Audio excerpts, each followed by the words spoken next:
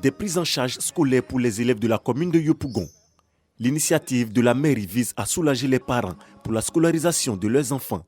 Je suis très heureux de recevoir cette prise en charge pour ma fille Kadiolinda. Monsieur le maire est venu nous soulager, nous les parents. Ma mère est venue déposer mes extraits de naissance, mon nom. On a même pensé qu'on n'allait pas avoir la prise en charge vu qu'on est venu un peu en retard.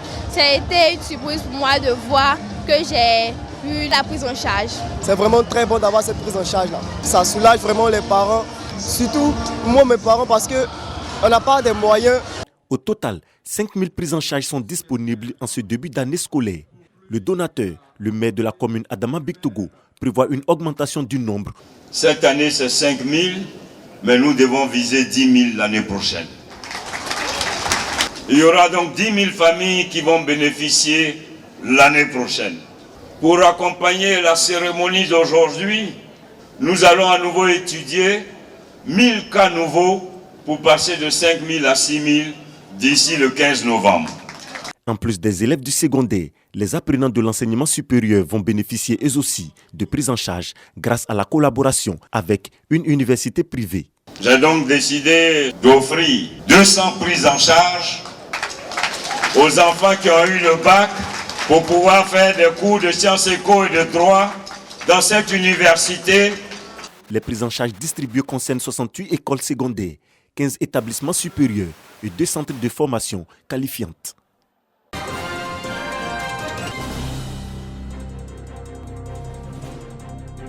Cinq jours de réflexion pour améliorer la gestion du personnel en entreprise par la technique du profilage. C'est l'objectif des experts en ressources humaines au travers de la Convention africaine du disque et de l'intelligence émotionnelle. Initiée par un cabinet de formation RH, ces assises visent à sensibiliser les participants sur l'importance de définir le profil pour recruter le meilleur candidat au poste à pourvoir. Les outils de profilage, ce sont des tests de personnalité qui vont permettre non seulement aux gestionnaires de ressources humaines, mais aussi aux coachs de comprendre quelle est la personnalité professionnelle, les atouts, les défis d'un candidat, par exemple, au recrutement. Ça fait 15 ans que nous accompagnons les hommes et les organisations dans leur processus de transformation. Et nous avons remarqué quand même qu'il y a beaucoup d'écart entre ce qui est attendu des collaborateurs et ce qu'on obtient des collaborateurs. Entre ce que les collaborateurs attendent de leurs entreprises et ce qu'ils reçoivent. Alors, après analyse, nous avons réalisé qu'il s'agit tout simplement de métriques que l'on peut très bien évaluer et en même temps combler. 6,2% est le taux de chômage en Afrique subsaharienne en 2022, dont 12,5% pour les jeunes. D'où la nécessité d'adopter de nouvelles approches, d'où l'accompagnement de l'État en termes de formation professionnelle. Nous encourageons chaleureusement tous les participants à suivre attentivement les discussions et à tirer le maximum de bénéfices de cet événement.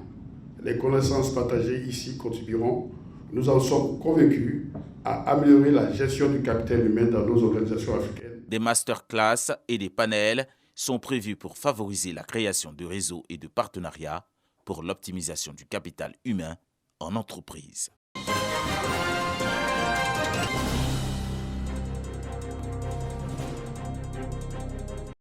Place de l'innovation dans l'accélération de la transformation structurelle de l'économie ivoirienne. C'est le thème de ce forum organisé par la Chambre de commerce et d'industrie de Côte d'Ivoire. Les secteurs de l'agriculture et de l'agro-industrie ont toujours été des atouts majeurs dans la stratégie de développement de l'économie ivoirienne. Nous devons donc les promouvoir. C'est donc à juste titre que l'État de Côte d'Ivoire a priorisé, dans le cadre global de l'action publique, la transformation structurelle de son économie par l'industrialisation au travers du Plan national de développement 2021-2025.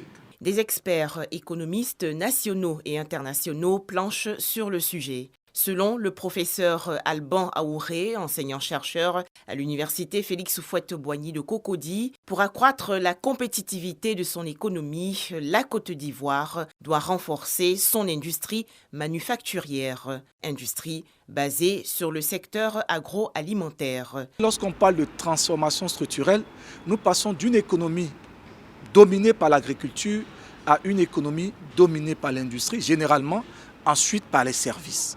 Alors nous remarquons que l'économie de la Côte d'Ivoire, initialement dominée par l'agriculture, est aujourd'hui dominée par les services.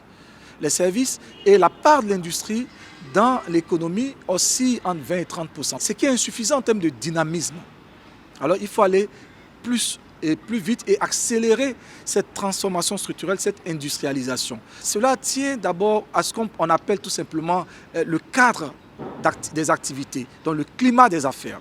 Mettre l'accent sur l'accès au crédit, sur l'accès aux compétences. Plusieurs panels meublent le forum sur l'innovation et la transformation structurelle de l'économie ivoirienne.